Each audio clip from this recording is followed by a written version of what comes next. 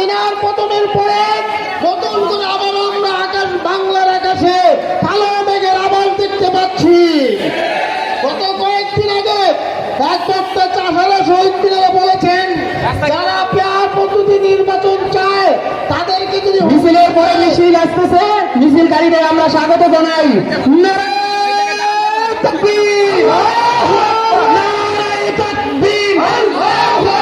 মিছিলকারী